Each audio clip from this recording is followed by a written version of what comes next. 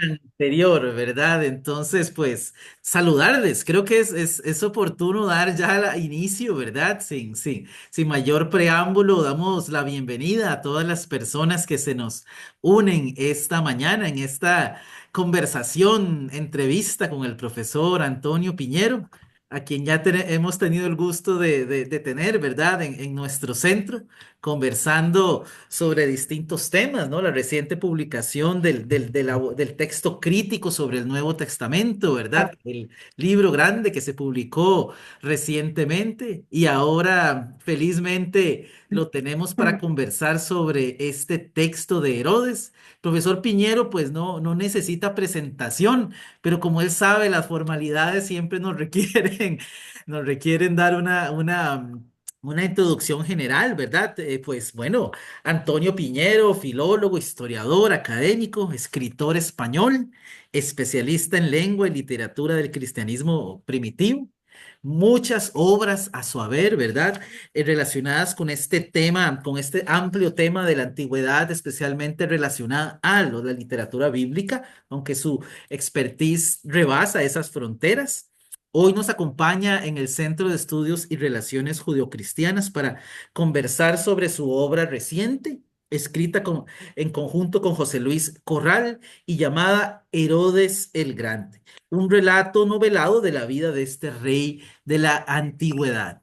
Así que, profesor Piñero, darle una vez más la bienvenida, agradecerle por estar acá, darle la bienvenida a las personas que nos acompañan. Tendremos una primera fase de conversación, ¿verdad?, entre el profesor Piñero y mi persona. Si surgen preguntas, les pedimos que las dejen al final. Tendremos unos minutos para intercambiar con sus inquietudes y comentarios, ya sea vía chat o a través de la expresión oral de la pregunta. Profesor Piñero, un gusto tenerle de vuelta. Espero se Bueno, encuentre muy bien. encantado. No pasa el tiempo en balde, pero de verdad me acuerdo de otros momentos que he estado con ustedes y para mí es muy, muy agradable. Muy agradable. O sea que yo les saludo, fíjese, en una tarde soleada. Aquí llueve mucho en este pueblo del noroeste de España, cerca del cabo Finisterre, es decir, que se acaba Europa ahí, ¿no? Pero fíjense el sol que me da por aquí, ¿eh? Hoy, porque tenemos este conversatorio, tenemos sol. Así que fantástico. Todos los días lloviendo y hoy sol. Así que gracias a ustedes. No, muy amable, profesor. Y bueno, pues como usted ha mencionado, nos reúne hoy una conversación en torno a esta obra, Herodes el Grande, ¿verdad? El mejor rey, el mayor asesino. Y tal vez una pregunta que venía a mi cabeza es, ¿por qué una obra sobre Herodes el Grande? ¿Y por qué este tipo de carácter novelado? ¿Qué buscaron ustedes como autores y qué Sí, puede sí. encontrar la audiencia en un texto como este? Bueno, verá, la figura de Herodes el Grande es archiconocida por la matanza de los inocentes, que sale en el capítulo 2 de Mateo. Entonces yo creo que no hay ningún cristiano que no conozca a Herodes por la matanza de los inocentes. Aunque debo decir, sin embargo, que la matanza de los inocentes no es histórica. No es histórica, es historia teológica. Es decir, quien escribió ese capítulo 2 del Evangelio de Mateo, que en mi opinión no es el mismo autor que escribió desde Mateo 3 en adelante hasta el 28, Mm. ese mismo personaje sabía que Herodes había sido malísimo, malísimo. Y entonces, como estaba complementando el Evangelio de Mateo al que le faltaba la parte de la infancia, pues recurrió a un tema muy típico de la historia antigua, que es esta. Mm. Un hombre genial, por ejemplo, Jesús de Nazaret o Alejandro Magno, tiene que haber tenido una infancia especial. Y dentro de la infancia especial está el haberse salvado de inmensos peligros. Por ejemplo, Hércules, ¿no? Heracles, estaba de pequeñito, muy pequeñito, en la cuna y vino una serpiente. Todo esto es mito, leyenda, ¿no? Y vino una serpiente y se quiso comer al niño que estaba en la cuna. Pero claro, era Hércules. Entonces el niño ya en la cuna cogió a la serpiente y hace ras, ras, ras y acabó con la serpiente. Bueno, historias de esas se cuentan de todos los hombres ilustres de la antigüedad. Pues de Alejandro Magno, de Demóstenes, de Platón, de los filósofos en líneas generales, de Augusto, y no menos de Jesús. Entonces, el Evangelio de Mateo y el de Lucas no tienen la infancia de Jesús. Hay que rellenarlo. Y eso se rellenó después. Y entonces, del mismo modo, y esto es típico del Evangelio de Mateo.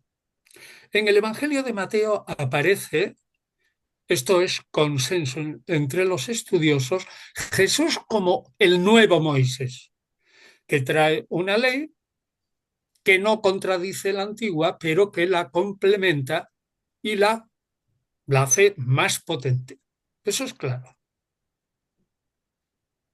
Entonces, este Jesús, que es el nuevo Moisés, tuvo que tener una infancia lo mismo que el Moisés antiguo. No se preocupen por esto, que yo no estoy resfriado. Esto es un poco de alergia que me ocurre siempre cuando hay, por ejemplo, una diferencia de temperatura. Hoy es un día de más calor y tal, pero nada, yo estoy bien. Bueno, pues entonces resulta que ahí el autor dijo, ay, este Herodes había sido malísimo. Y entonces fue cuando se introdujo la historia de la matanza de los inocentes. Pero, ¿por qué? ¿Por qué digo yo que la matanza de los inocentes no es histórica, siendo el rey Herodes de matar a inocentes y de matar a mucha gente más, como diremos enseguida? Pues sencillamente porque el gran biógrafo de Herodes, el historiador judío Flavio Josefo, que de 20 libros de historia de los judíos emplea nada menos que tres y pico, casi cuatro, sobre Herodes, todo lo bueno que hizo y lo malo que hizo, resulta que esta matanza de los inocentes no la cuenta en absoluto. Si hubiera existido, la habría contado porque cuenta otro montón de matanzas. Es decir, para Flavio Josefo no había inconveniente ninguno en contar que Herodes era malísimo. Pero bueno, a mí me da la impresión de que ustedes no conocen que nosotros estamos hablando de una novela. ¿Usted tiene la novela ahí? Sí, ¿La sí, tiene? la tenemos, sí, sí, sí, la tenemos ¿Y por aquí. qué no la presenta también para que la Sí, por gente la supuesto, vea? aquí está la obra. Eso es. A ver, que no se ve muy bien. Casi la veo yo. Bueno, pues así se Ahí ve está la mejor, otra, ¿no? sí, sí, sí, correcto. Bueno, pues resulta que esta es la segunda parte. ¿Por qué hemos escrito una novela?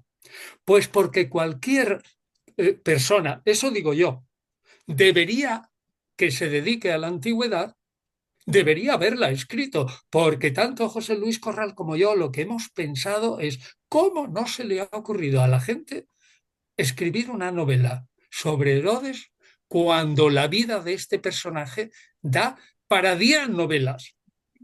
O sea, es una vida verdaderamente increíble. Y cuando a mí se me ocurrió esta idea, hace un montón de años, ya han visto ustedes que la novela está hecha por dos personajes, José Luis Corral y yo. Es perfectamente, se puede adquirir perfectamente por Amazon porque se difunde en el mundo entero. Y entonces, cuando a mí se me ocurrió, digo, la idea de hacer una novela sobre Herodes, le pregunté a un amigo judío, catedrático de historia judía, y le dije, oye, ¿tú qué sabes? Bueno, este individuo tiene un currículum, yo no exagero, ¿eh? de 130 o 140 páginas, folios, ¿eh? O sea, un currículum tremendo. Y entonces le dije, oye, investiga qué novelas se han escrito sobre Herodes el Grande. Y al cabo de poco tiempo me escribe y me dice, mira, estaba investigando y yo no encuentro más novelas que dos desconocidos casi judíos rusos del siglo XIX que escribieron sobre Herodes. Así que adelante, porque no hay nada. Y entonces nosotros escribimos esa novela. Y cuando digo nosotros, verá, cuando se escribe una novela a cuatro manos, hay una parte que tiene que escribir de alguna manera lo que es la historia principal. Eso es mi parte. ¿Por qué? Pues porque yo, como he dicho tantas veces, vivo en el siglo primero y Herodes es del siglo primero antes, ¿no? Entonces es parte de lo mío, ¿vale? Y entonces yo escribí hace muchos años esta historia, pues la hice en poco tiempo en un libro, fíjense, la escribí en 1998, o sea, hace 27 años, pero se publicó en una editorial pirata con otro nombre y resultó que es como si no se hubiese publicado. Luego, no solo la editorial pirata no solo me engañó a mí, sino a otros más que a los que sacó alguna obra, yo me imagino que algo vendería, y luego dijo, no he vendido ni uno. Le envío a su casa, digo, ni un solo ejemplar, le envío a su casa 32 cajas de libros para que vea usted que no he vendido ninguno. Era mentira. Esas 32 cajas de libros nunca llegaron. Bueno, total, que eso se quedó ahí dormido. Hasta que ya ha pasado mucho tiempo, a José Luis Corral y a mí se nos ocurrió editar otra novela, no sobre Herodes el Grande, sino sobre su hijo, Herodes Antipas, que es el que degolló a Juan Bautista. Y esa novela que se publicó, no sé, hace unos 8 o 10 años, se llama El Trono Maldito Ujú. y lleva 6 ediciones más una traducción francesa. Y entonces le dije yo, oye, José Luis, ya que somos amigos, ¿cómo es que la obra anterior, fíjate, se publica la novela del hijo? Porque tiene mucho interés porque ahí sale Jesús y sale Poncio Pilato en el trono maldito. Pero yo le dije, José Luis, no hay más remedio que escribir la novela del padre. Además la he escrito yo y se la envié. Y entonces José Luis Corral dijo, ah, sí, muy bien. Y la dejó dormir casi 2 años. Hasta que un día ya le dije, José Luis, esto no puede ser. Y lo leyó, le fascinó e inmediatamente se la propuso a una editorial que quizás la conozcan ustedes porque es de las grandes del mundo. Se llama Penguin Random House. Penguin, Sí, claro. pingüino. Pero en España, esta editorial Penguin lo que ha hecho ha sido comprar otras editoriales. Y en concreto había una muy buena en Barcelona que se llamaba Ediciones B. Y entonces la edita Penguin bajo el sello Ediciones B.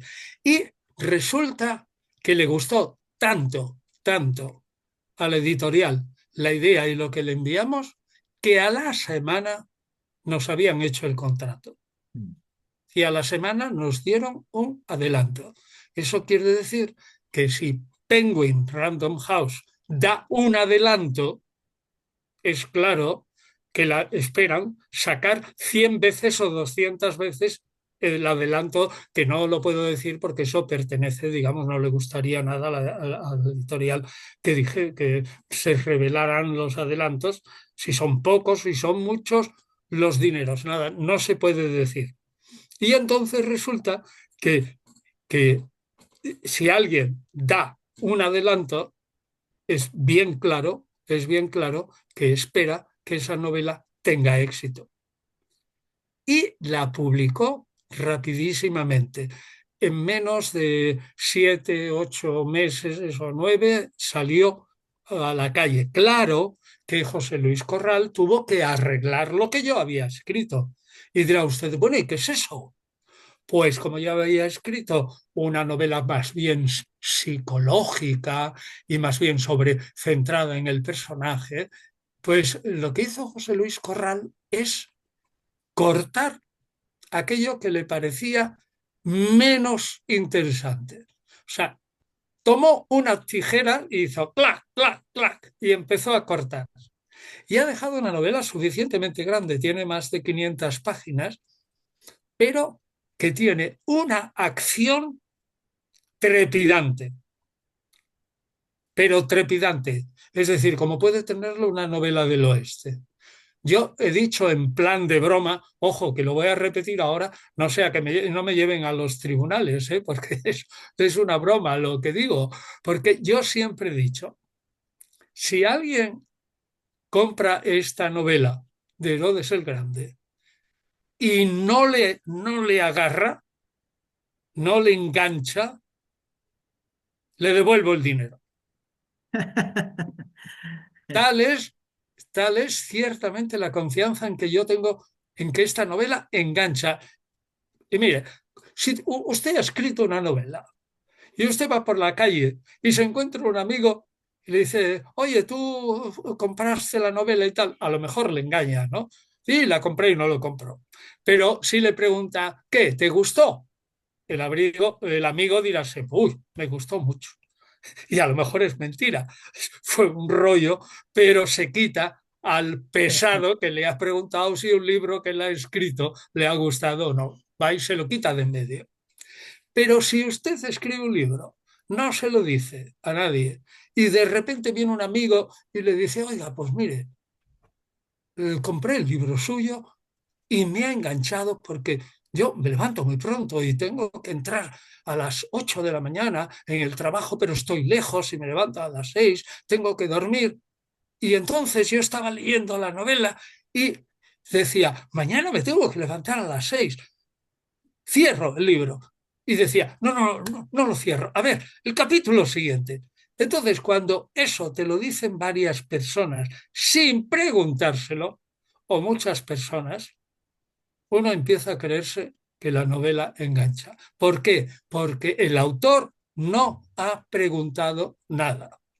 Y otra cosa, si se hace una edición de cerca de 10.000 ejemplares, porque Penguin no hace una edición para todo el mundo de 1.000 ejemplares, hace 9.000 o 10.000, ¿no? Eso como poco. Y eso lo hizo en noviembre.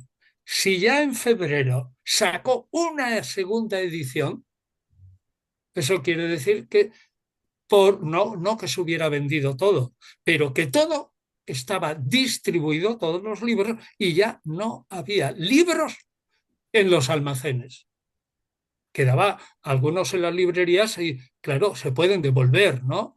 Pero desde luego en los almacenes, y como el almacén tiene que tener libros, pues te sacan 1.500, 2.000 más. Pero si a 9 o 10.000 libros le añades 1.500 o 2.000, es que son muchos ejemplares, ¿no? Sin duda Yo eso alguna, sí, lo puedo decir con orgullo porque no es una obra mía solo, sino sí. es una obra de los dos. Yo he puesto la base, José Luis Corral lo ha arreglado mucho y le ha dado esa acción trepidante. Luego yo a su vez la he vuelto a leer, la he vuelto a, a poner también en la línea que se asemejaba más a la novela primitiva. Nunca, ni en un solo momento hemos discutido. Nada. Y profesor, bueno, sí, la novela es fascinante, ¿verdad? Para las personas que no la conocen y que ya la hemos estado anunciando desde nuestra biblioteca, ¿es posible hablar algún poquito, que usted nos comparta un poquito de este contenido que tiene la novela en términos de la vida de Herodes? Porque como muy bien señala usted, no sé si es la única mención de Herodes en la tradición evangélica, pero tenemos este texto de Mateo 2 que nos cuenta la matanza. Fuera de ello, Herodes, es interesante lo que usted decía al inicio. Herodes es una figura que todo mundo conoce, pero si usted comienza a leer la novela, se da cuenta de que no conocemos nada de la figura de Herodes, ¿no? Claro. ¿Qué se va a encontrar la gente acá? Yo ya la leí, entonces yo sé, pero no quiero adelantarme a su criterio, ¿verdad? Bueno, pero entonces eres tú que lo has leído, ya has dicho que te enganchó también y que te pareció y que la leías corriendo, ¿vale? Eso está bien. Les voy a decir, yo no puedo destripar la novela, pero les puedo decir que Herodes hizo de un pueblo pequeño, o sea, de una nación pequeña, Israel, algo poderoso, que el reino que él consiguió por influencia de Roma, encontró un reino dividido y lo hizo uno de los reinos vasallos más importantes del Imperio Romano. Dos, que el hombre no solo era un guerrero formidable, sino un político formidable. Tres, que no solo era un político, y luego podemos decirlo, era un constructor formidable. Constructor, es decir, casas, palacios, fortalezas, acueductos, un puerto, el templo, nada menos, el templo de Herodes que luego fue destruido por las tropas romanas en el año 70. Hizo cosas increíbles cuyos restos están en Internet. Y usted ve la foto de Cesarea Marítima hecha por Herodes desde la nada. Ve lo que se ve debajo del agua, porque eso son fotos sacadas con drones, ¿no? Y luego ve la reconstrucción, por lo que describe Flavio Josefo y lo que sabemos. Vamos, aquello era fantástico. O sea, el hombre se enfrentó, además, Herodes el Grande, se enfrentó a su pueblo. ¿Por qué? ¿Por qué? Porque fue impuesto por Roma como rey. ¿Y por qué Herodes fue impuesto por Roma? Eso lo he explicado en alguna ocasión y para eso el libro está bien editado, tiene un mapa de cómo era el Imperio Romano. Si se ve el mapa, y en el libro está, y se ve, o sea, te pones delante de tus ojos el Imperio Romano y a tu mano derecha ves que va caminando desde Israel y Egipto, pues va caminando tu mano pues hacia Siria y luego va hacia zonas que ya conocemos, pues Irak, Irán, Persia, por ahí, todas esas zonas. Bueno, pues allí estaba el reino parto, los partos. Los partos eran sucesores de aquellos que habían perdido al final la batalla de Salamina y Salamón y el maratón contra Roma, pero que habían intentado invadir Roma en el siglo V, las guerras médicas famosas que estudiamos, por lo menos nosotros en el colegio. Y entonces resulta que los partos eran sucesores y decían, a esta Roma, en cuanto podamos, le vamos a devolver la derrota que nos hizo. Y entonces los partos empujaban, y si ven ustedes el mapa, el imperio parto efectivamente puede ir por la zona que está cerca de la India al mar, pero la riqueza estaba en el mar Mediterráneo. Y para conseguir llegar al mar Mediterráneo tenían que eliminar a los romanos de Siria, de Fenicia y de Israel. Entonces ahora ustedes verán que a Roma le interesaba muchísimo tener un rey en Israel que fuera lo más bruto, digamos, lo más fuerte, lo más salvaje, lo más guerrero y lo más genial a la vez, para que si venían los partos, imagínense otra vez el mapa, desde su derecha, con el deseo de llegar al Mediterráneo, se encontraran en Siria con 3 o 4 legiones. Y podían venir desde Asia Menor, es decir, de la actual Turquía, en menos de un mes. podrían llegar otras 3 o 4 legiones más romanas. Y luego tenían que derrotar a Herodes, que era mucho Herodes, y aparte de los árabes, que también estaban de acuerdo con Roma. Es decir, que ahí hay una presión y eso explica por qué Roma tomó a Herodes y lo hizo rey. Ahora bien, ¿por qué Herodes fue odiado por su pueblo? Pues es relativamente sencillo si ustedes piensan en lo que pasa ahora mismo en Gaza e Israel. Exactamente lo mismo. No tienen ustedes nada más que ver las peleas que hay entre gente israelita y los gazatíes, que si hablan despacio, se entienden. Si hablan muy despacito, se entienden, porque sus lenguajes son pues como el español y el portugués. No como el español y el inglés, no, sino como el español y el brasilero. Entonces, si hablamos despacito, despacito, nos entendemos, ¿no? Y entonces resulta que este pueblo tenía como rey a alguien que era un hijo de un judío a medias. Su padre Antípatro, había nacido en Edom, Idumea. Los que conocen el Antiguo Testamento verán que los edomitas eran enemigos de Israel, pero 60 años antes del reino de Herodes, otro rey macabeo, Hircano I, había conquistado Edom. Edom, Idumea, es el sur, es decir, lo que une a Israel con la península del Sinaí. ¿Me siguen, no?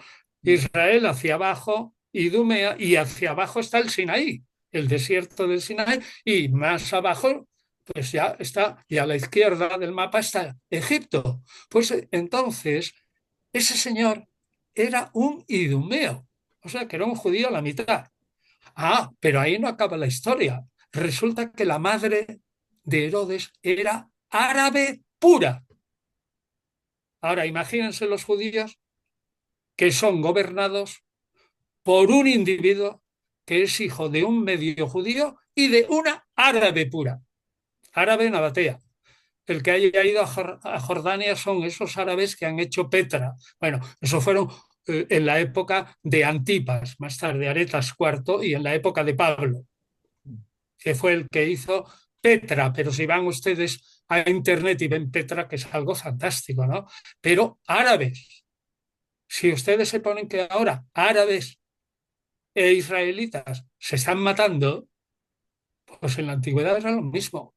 Hace 2000 años, árabes e israelitas no querían saber nada entre ellos. Entonces este Herodes se encontró con que Roma le había puesto con el hijo de una árabe como rey de Israel. Y encima en contra de su pueblo, y encima tenía que hacer de Israel un pueblo fuerte porque venían los partos, repito, por la derecha y venían empujando. Irían contra Siria y luego contra Israel. Entonces explican que tuvo que ser un hombre excepcional, súper excepcional, para que Roma lo escogiera. Y eso se nota en la novela, cómo trata Herodes con Cleopatra, por ejemplo. Cleopatra quería quedarse con Israel, porque Cleopatra, que fue la amante de Julio César, con el que tuvo un hijo, que Cesarión, pero al final acabaron matándolo, claro.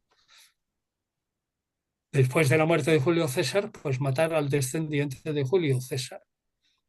Y luego se hizo amante de uno de los hijos adoptivos de Julio César. Hijos adoptivos, ¿eh? El hijo adoptivo de verdad era Octavio, que luego sería Augusto. Pero vamos, casi hijo adoptivo era Marco Antonio.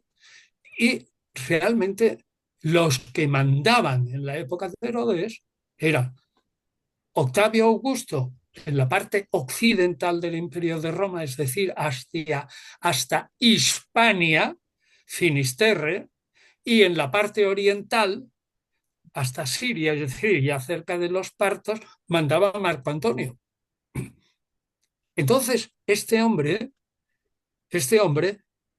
Herodes, cuando Marco Antonio y Octavio lucharon contra los asesinos de Julio César, Casio y Bruto, no tenía más remedio que ponerse a su lado porque Casio y Bruto estaban allí, estaban en Siria. Bueno, la batalla de Filipos, esa final, fue arriba, en Grecia, arriba, pero todo se coció en Siria. Entonces, imagínese un Herodes que es amigo de Casio y Bruto, y luego resulta que Casio y Bruto son derrotados por Marco Antonio y por Octavio. A ver, ¿qué hago yo? Pues la gente en Judea, en Israel, se frotaba las manos y decía, oh, este rey va a durar menos que un caramelo, diríamos hoy, a la puerta de un colegio. Vamos, no durará nada. Bueno, pues ahí está otra de las cosas espléndidas de la novela. Ver cómo este hombre no solo era un militar tremendo y bestial, sino era un político consumado. ¿Cómo supo manejar a Cleopatra? ¿Cómo supo manejar a Casio y Bruto relativamente? Pero los manejó. ¿Cómo manejó después a Marco Antonio, que había vencido a Casio y Bruto? ¿Cómo cuando se pelearon Marco Antonio y Octavio, y ganó Octavio en el 31 antes de Cristo, y por lo tanto Herodes ya era rey de Judea y era partidario de Marco Antonio, otra vez era partidario del perdedor. Otra vez la gente frotándose las manos en Israel diciendo, nos quitamos encima de Herodes. No, señor. Herodes engatusa a Octavio.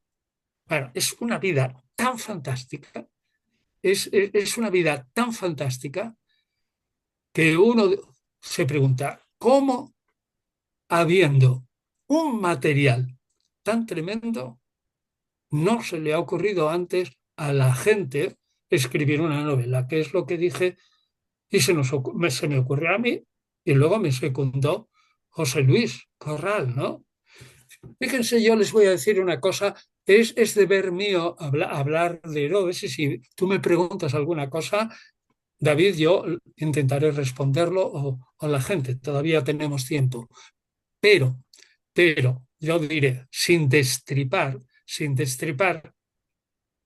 que el material novelístico de la vida de Herodes, el material, el que te ofrece Flavio Josefo, es muy superior como material en intrigas, traiciones palaciegas, sexo, traiciones de la familia, violencia y grandeza, es muy superior al material que tuvo en sus manos Robert Graves cuando escribió Yo, Claudio. Claro, y alguien dirá, ¿usted se está comparándose con Robert Graves? Dios me libre. Yo no me comparo. Robert Graves era un poeta y era un escritor estupendo. Y José Luis Corral, bueno, pues somos, bien, eso, autores en comparación con él, ¿no? Pero, pero tenemos en las manos, o teníamos, un material superior.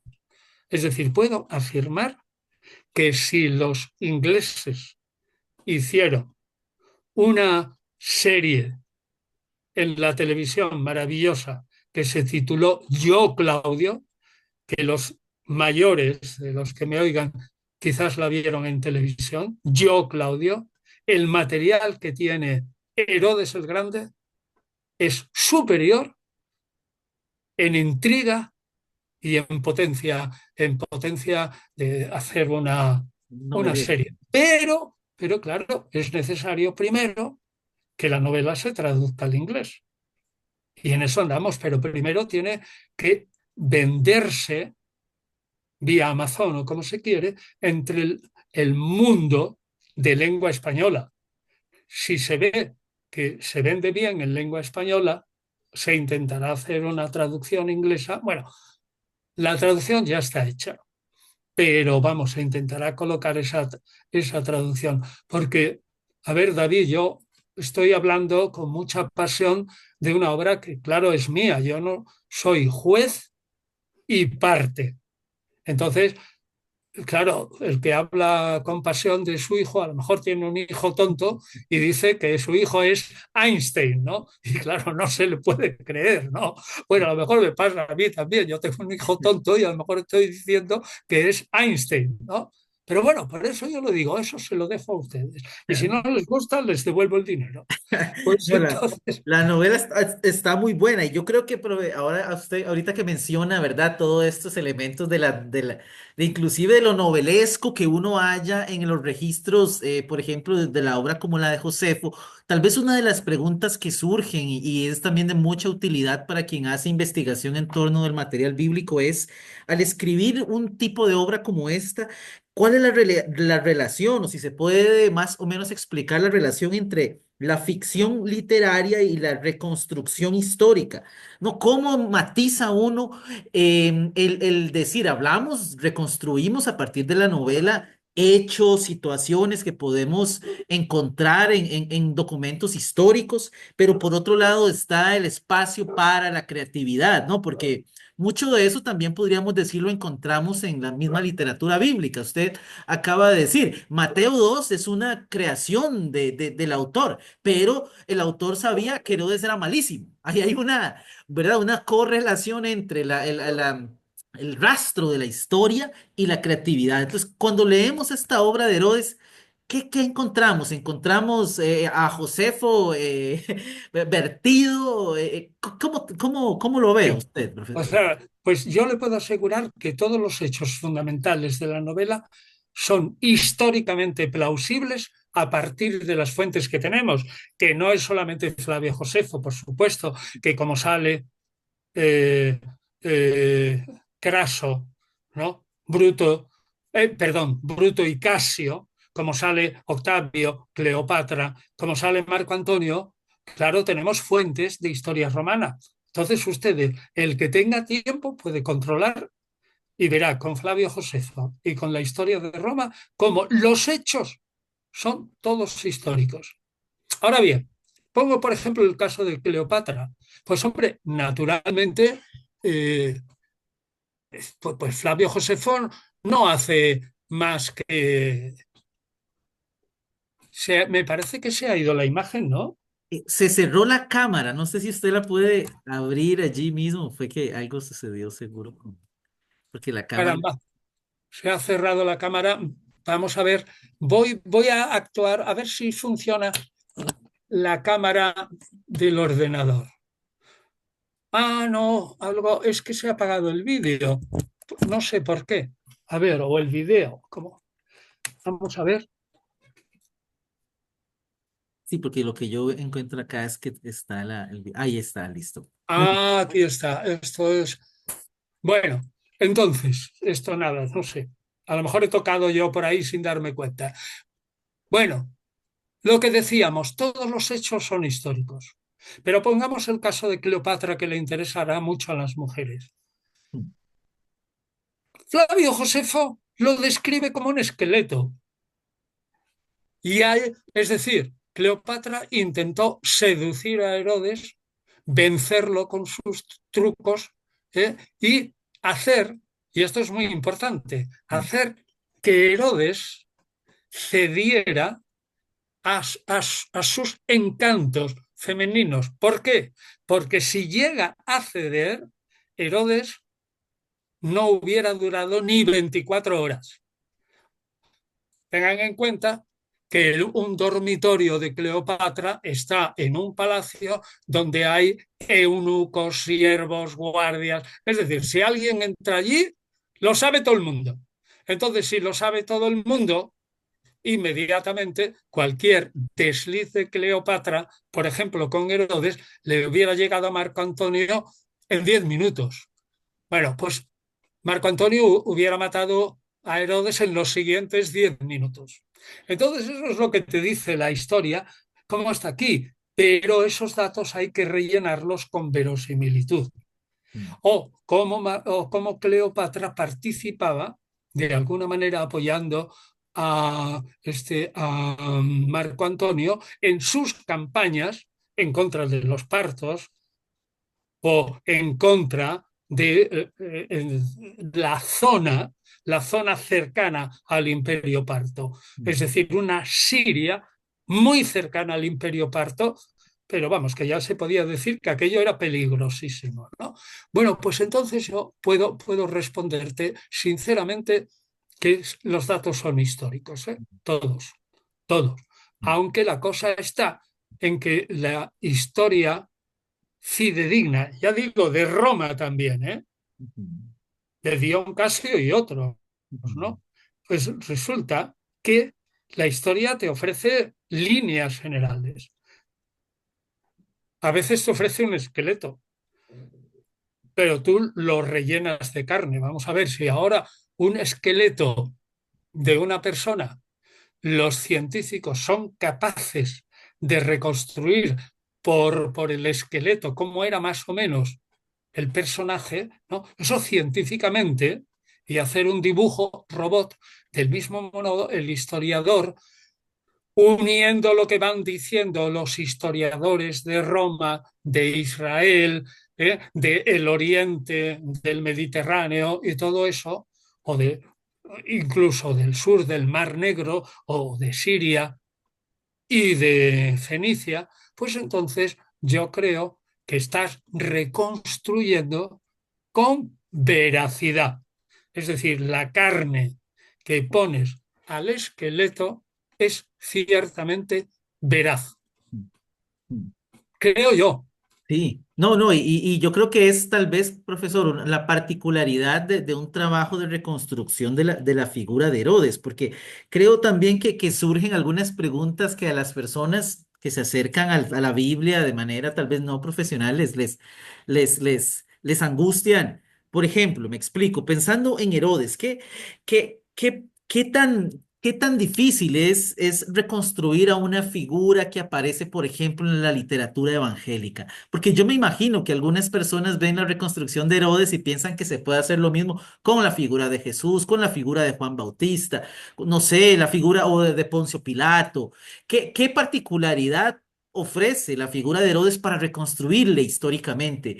Y segundo, ¿qué aporte hace un texto como el suyo, ya para ir cerrando y movernos al segundo texto?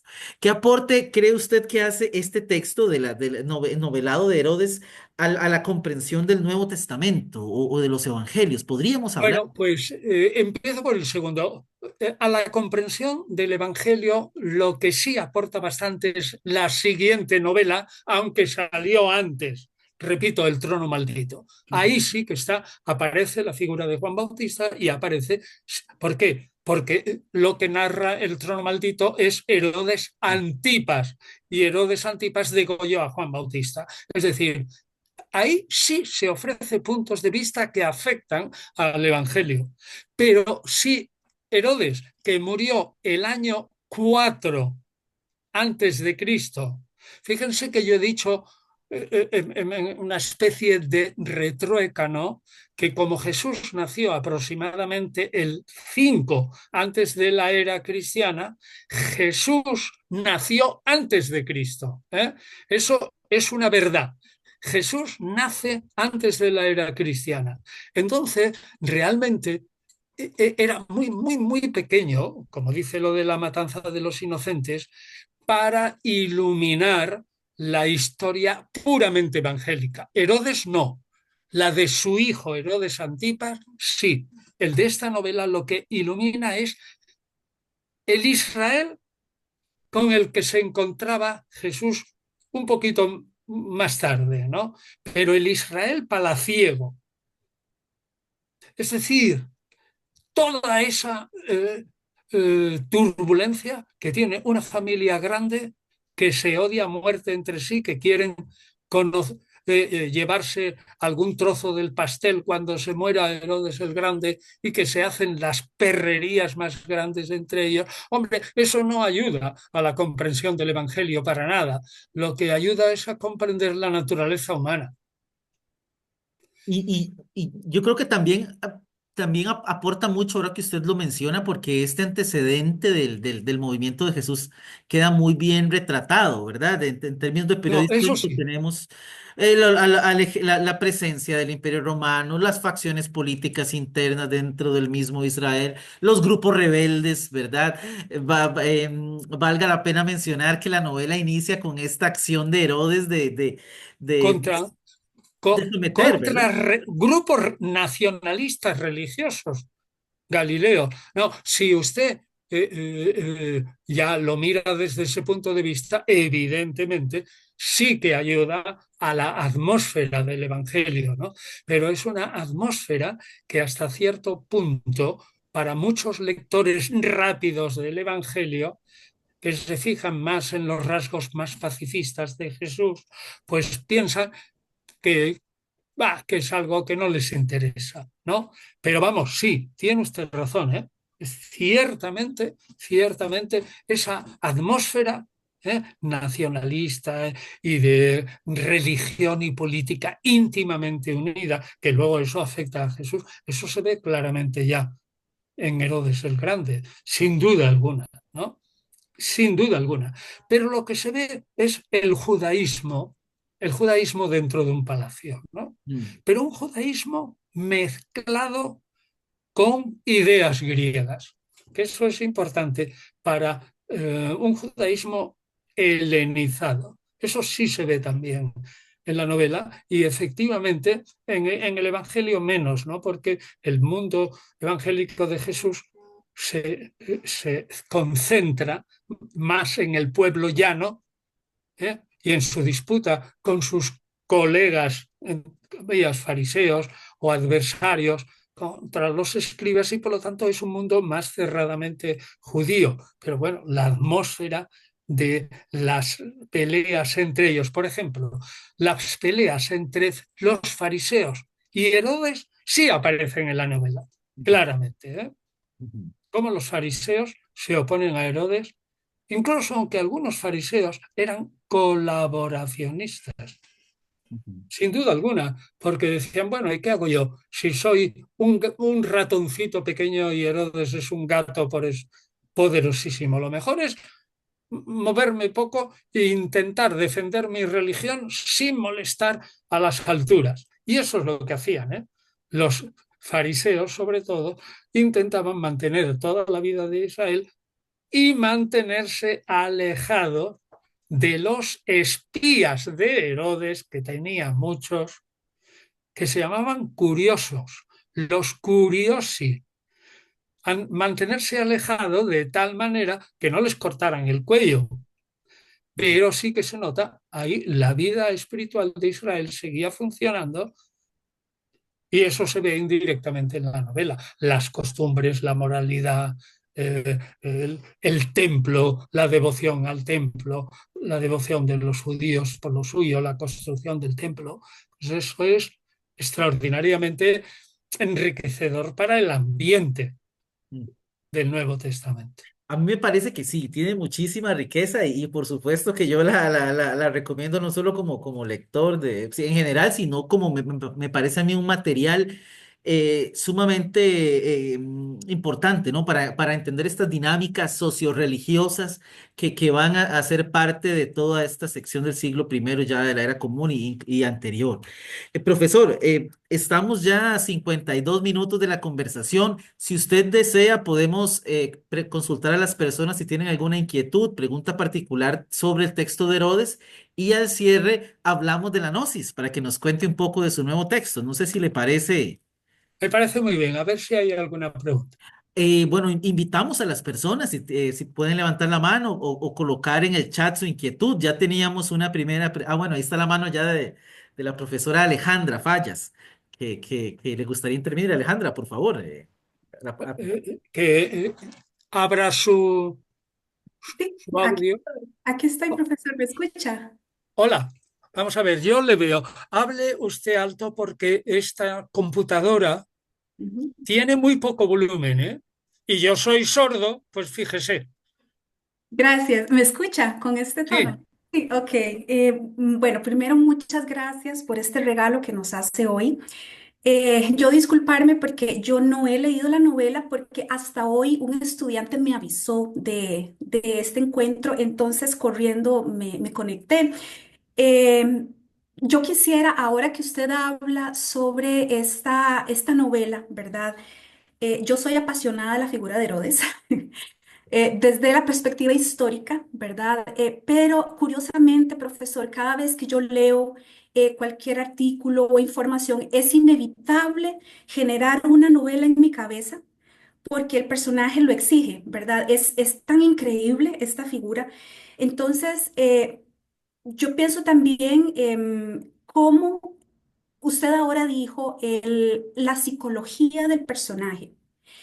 Para mí es algo abrumador cuando yo veo los antecedentes de Herodes con su padre Antípatro, ¿verdad? Que lo ayudó mucho a llegar a donde llegó, primeramente, y cómo Herodes establece esas alianzas y esa capacidad con Pompeyo, con Julio César, con Casio, con Marco Antonio, con Augusto, o sea, es algo impresionante, ¿verdad? Y después, cómo logra esa unión incluso con Marián, ¿verdad? Ese pedigrí asmoneo. Pero al final Herodes, con ese gran ego, ¿verdad? Incluso mata a sus hijos, temiendo que le quiten ese poder.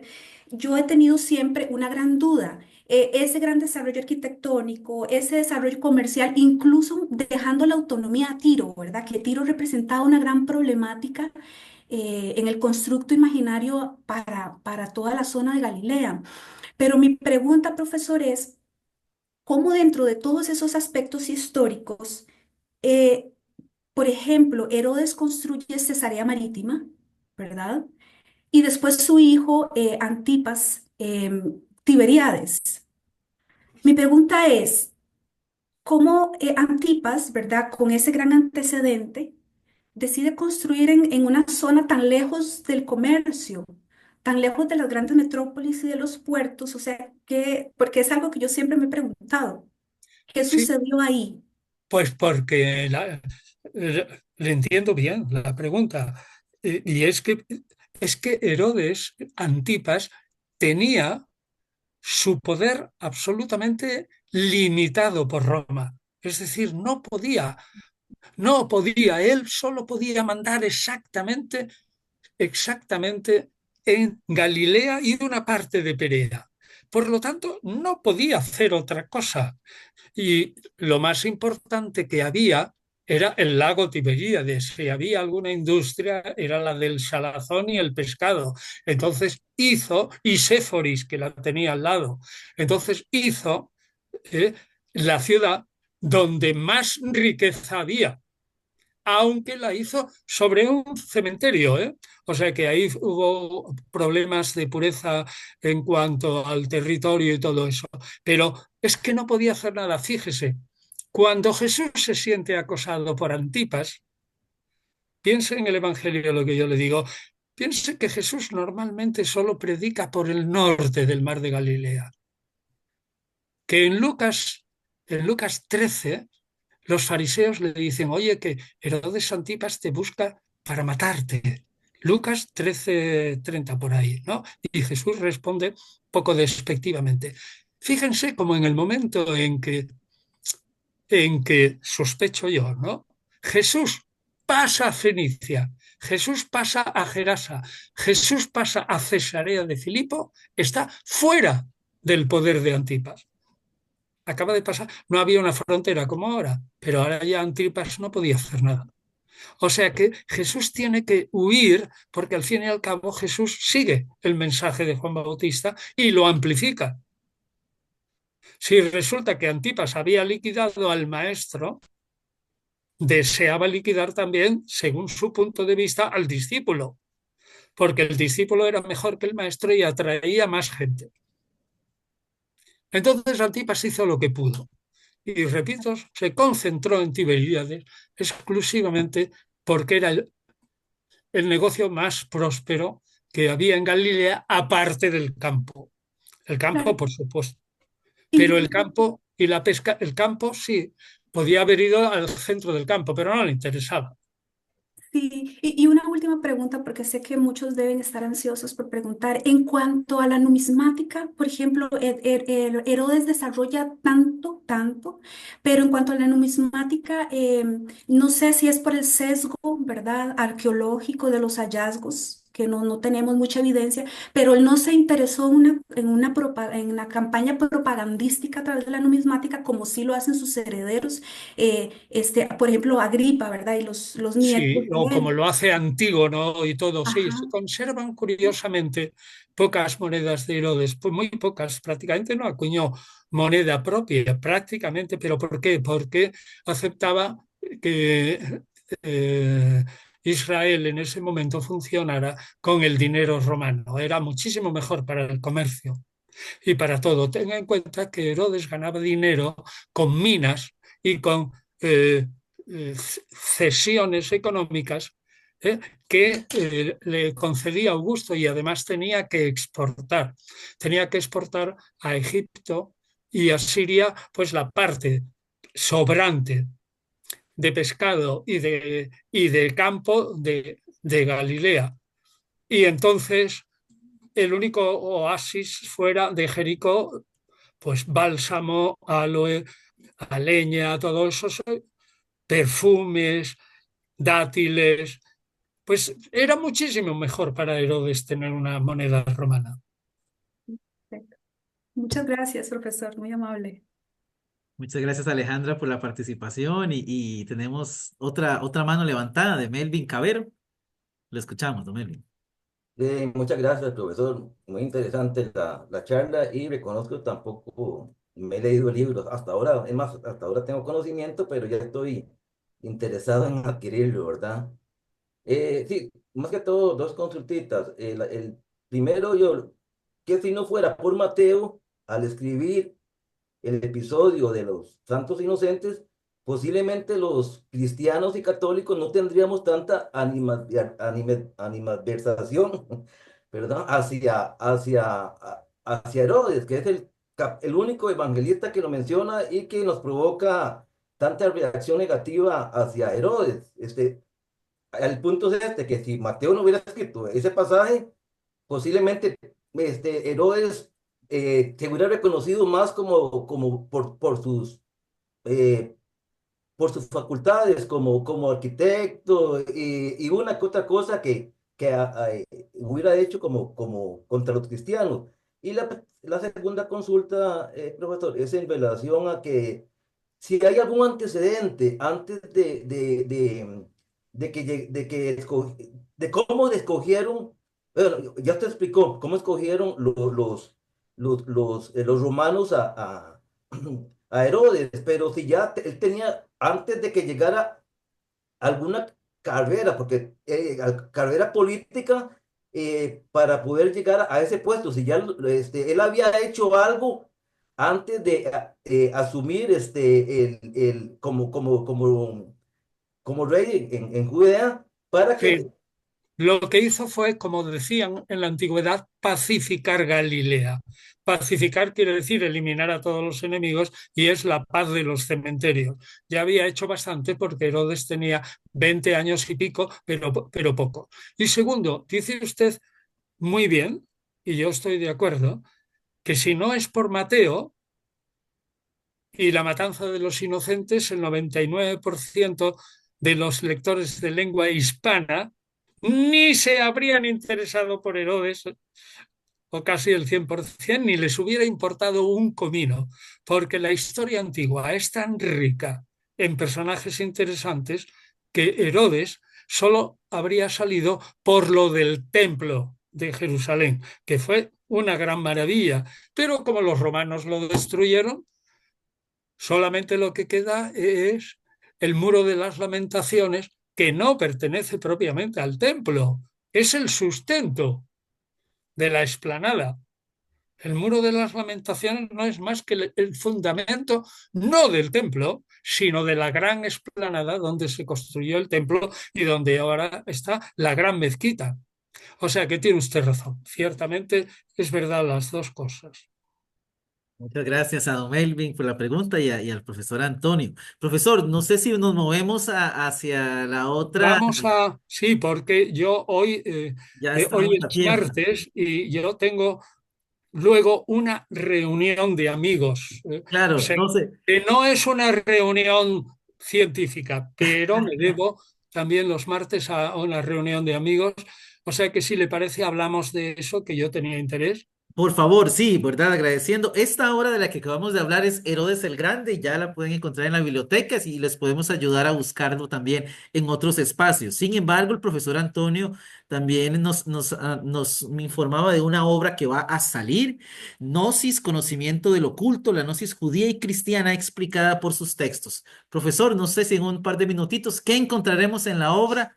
¿Dónde encontrarla? ¿En qué momento nos Pues estamos? mire, la obra es un intento de explicar a gente que no tiene ni idea de la gnosis, pero que le interesa la gnosis por cualquier motivo, cuál es la base en el judaísmo y en el cristianismo de los siglos segundo, tercero y cuarto, una base de una interpretación de la escritura muy particular, gnóstica, por la línea del Evangelio de Juan, que es el primer escrito, por lo menos protonóstico que conocemos, una explicación de por qué el hombre está arrojado aquí en el mundo, por qué tiene un espíritu, cree él,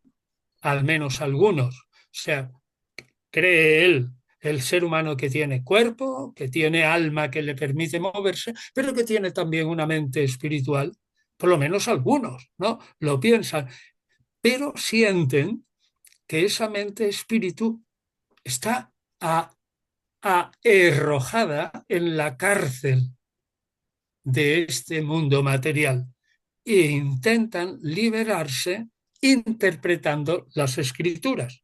Pues bien, la gnosis o conocimiento de lo oculto es el sistema filosófico y teológico basado en las sagradas escrituras judías, sobre todo el Génesis y los Salmos, y cristianas, Evangelios y Pablo, y Platón, ojo, Platón, sí, Platón, como un filósofo inspirado por Dios. Es decir, Platón, su lectura ofrece puntos de revelación. Es curioso cómo esa mezcla de interpretación de la escritura me hace a mí, me da los medios para entenderme mejor, para entender mejor los textos sagrados y, en definitiva, para potenciar mi espíritu, librarme de la materia y salvarme.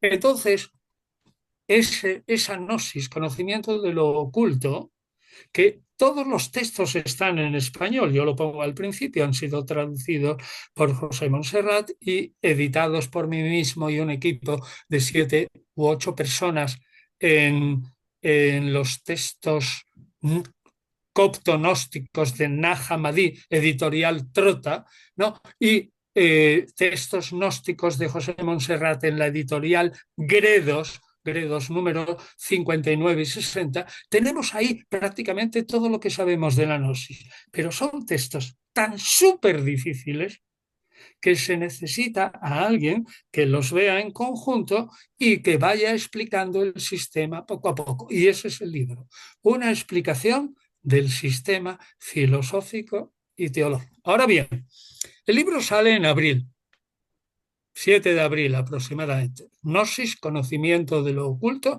y el subtítulo es La gnosis judía y cristiana explicada por sus textos. Ahora bien, hay muchísima gente que le interesa la gnosis, pero que también le interesa que el texto esté firmado por el autor, es decir, por el que ha hecho esa explicación de la gnosis explicando, poniendo los textos en castellano y aclarándolos con paréntesis o con explicaciones, de tal manera que a base de leer despacito 122 capitulitos, algunos muy pequeños, te hagas una idea de lo que es ese conocimiento del oculto que tanto influyó en Pablo y sobre todo en Juan y en los gnósticos de los siglos segundo, tercero y cuarto.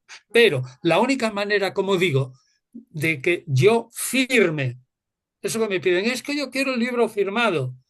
Yo digo, mire, yo no puedo hacer eso, ¿no? Firmar todos los libros. La única manera es organizar una preventa. Es decir, ya se presenta el libro y lo que contiene. Editorial Trota, como trotar, pero con dos T's. Trtta, Trota.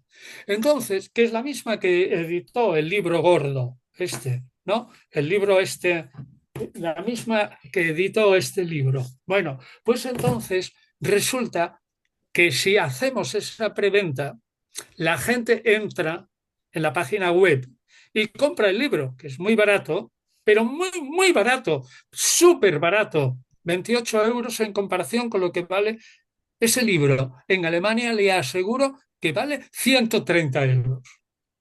130 euros, como poco, o 150. Entonces, el envío se hará por correo postal a toda la América o a todo el mundo con un pequeño plus para el transporte. Pero eso me permite a mí, al editorial, recibir previamente quiénes han encargado y pagado el libro. ¿Cuál es su dirección? ¿Cuál es su dirección? ¿Y qué dedicatoria quiere que yo le ponga con la firma? Claro, entonces yo voy a Madrid y si sale bien, pues tengo que estarme 2 días firmando cada día 500 libros, ¿no? Pero la gente que los reciba por correo, digo una cosa, alguien me pregunta, bueno, ¿y este libro va a llegar a Argentina? Digo, mire usted, el libro gordo se despacharon por correo 906 ejemplares. El que más tardó, que tardó 25 días, fue a Estonia, a Tallinn, si no me equivoco, a Estonia, pero llegó. Ni uno solo de los 906 se ha perdido. Ni uno. Ha ido a todo el mundo. Solo que va, para que salga barato, va por un correo ordinario. Y a lo mejor eso, pues tarda 15 días en llegar. Ni uno, ni un solo ejemplar se ha perdido de 906 que firmé. Entonces, los que firme ahora, yo qué sé, los que sean, espero, en un libro más delgadito y todo eso, pues espero que no se pierda ni uno. Que uno está en Nueva York, pues le llegará. En Canadá, igual. Que está en Australia, pues le llega, tardará más. Que está en Tallinn, pues le llegará también. En Argentina, en Brasil, en Puerto Rico, la República Dominicana, donde sea, le llegará. Muchas gracias, profesor. Y lo encontramos, yo voy a encargarme de que podamos enviar el enlace de Religión Digital, donde está la información Y si pone el enlace o si quiere, copia lo copia, ¿no? Lo Ujú. de edición digital y además la cubierta, otros Sí, dicen la claro. portada del libro está ya en internet, lo puede poner ahí porque es digamos, como yo invito la invitación a la preventa. Sí. Repito, es la única manera que se nos ha ocurrido de poder firmar libros de una vez. Carlos. Muy bien, muchísimas gracias. Vamos a ponerlo allí para divulgarlo y que las personas adquieran no solamente el texto de Herodes, sino también el de la Gnosis, que siempre surge la inquietud en torno al Evangelio de Juan. Agradecerle una vez más en nombre de las hermanas de Sion en San José, Costa Rica, en nombre del CERJUC, del equipo de formación bíblica, su tiempo, su amabilidad, ¿verdad? Y la pasión con que nos trae estos temas, siempre de mucho interés para nuestra comunidad de personas estudiosas del texto y del siglo Y primero, sobre ¿verdad? todo siendo Costa Rica, porque yo pasé allí pues, casi 3 semanas dando un curso especial sobre la gnosis, ¿no? A ver. Entonces, viajé por Costa Rica un poco, hombre, estuvimos 2 o 3 días con un carro dando vueltas por Costa Rica y, y bueno, pues Costa Rica no es para mí cualquier cosa, porque yo he estado allí. Vamos entonces a encargarnos de poder traer el texto de la Gnosis para que le haga honor al curso que tuvieron por acá. Muy amable, muchísimas gracias, profesor Antonio, y esperemos tal vez volvernos a encontrar una vez el libro de la Gnosis salga, podamos tener una conversación para darle también La esta tendremos, la promoción tendremos, y la hablar. tendremos y entonces, bueno, pues ya poco a poco, pues volverá otra vez el rumbo y ritmo de intervenciones Claro, sobre el en texto. Internet, ¿no? Y clases. Yo ahora voy a tener clases en Ah, México, ujú, en mayo, pero esos son para ellos. Y luego en el Instituto Criteria, ujú.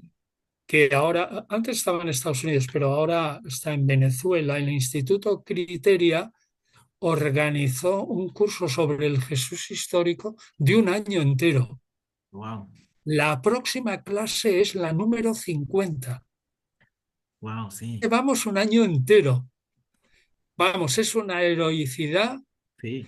Y entonces voy a empezar un curso sobre Pablo de Tarso. Mm, Yo ya tengo un libro sobre Pablo también en Trota y no va a ser una repetición, ni muchísimo menos, mm. ¿no? Que me voy a fijar en las cosas más difíciles y vamos a hacer un curso de 25 clases sobre Pablo de Tarso en este Instituto Criteria. Efectivamente, estas clases son de pago, Ujú, ¿no? Porque yo trabajo muchísimo, yo cada clase, que ujú, dura 1 hora y cuarto, 1 hora y 20, y luego hay muchas preguntas, cada clase la escribo por lo menos 3 veces. ujú, ujú, Es decir, yo trabajo muchísimo.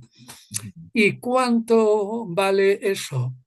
Pues cada clase va a costar algo así como $4,96. Ujú, ujú, ujú. $5. Sí, $5, básicamente. $5 en el Instituto Criteria. Criteria es bastante fácil, ¿no? Sí. Instituto Criteria. Y entonces yo ahí me voy a mantener de tal manera siempre en contacto. Las entrevistas son naturalmente una cosa gratuita, pero las clases que se preparan y contextos y todo eso es lógico que se paguen, porque son de un trabajo enorme, enorme, se lo aseguro.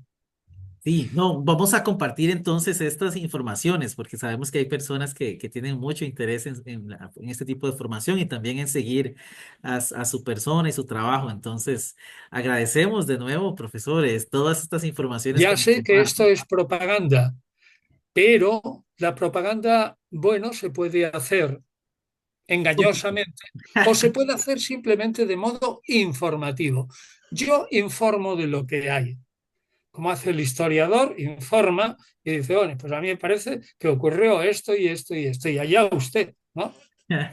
No se Lo preocupe que mismo. aquí estamos siempre echándonos el hombro en los distintos esfuerzos de formación, así que no hay ningún problema. Esa es la idea, ayudarnos, por eso le agradecemos tanto su ayuda, ¿verdad? Sabemos que es también una persona muy ocupada y que toma tiempo para estar acá conversando con las personas y estas conversaciones iniciales generan mucho interés para profundizar. Así que Bueno, seguiremos en ese y camino. ahora lo siento, pero me tengo que ir porque Sí, no, tengo no hay otra problema. reunión de amigos, ¿eh? Sí, sí, Que no tengo más remedio que irme. no, muchísimas gracias de nuevo a las personas que nos acompañaron, a usted, profesor, y esperamos seguir en contacto y vernos en una siguiente oportunidad. Ahora con la Gnosis. Esperemos entonces Vale, bueno, podernos pues tocar encontrar. entonces me envía también el enlace. Por supuesto, Saludos se a lo Muchas todos. compartiré. gracias. Que Gracias. Buena disfrute la tarde y Saludos. buen reunión día. con los Hasta amigos. luego, gracias. Gracias, buena tarde. Hasta luego y feliz Chao. almuerzo para el resto de personas que se conectaron. Que estén muy Igualmente, bien. gracias. Doctor Saludes, Antonio, muy provecho. amable. Hasta luego. Buena tarde y buen Hasta día. luego. Corto yo Bye. ya, ¿no? Sí, señor. Y yo le enviaré el enlace. Que esté muy bien y muchas gracias.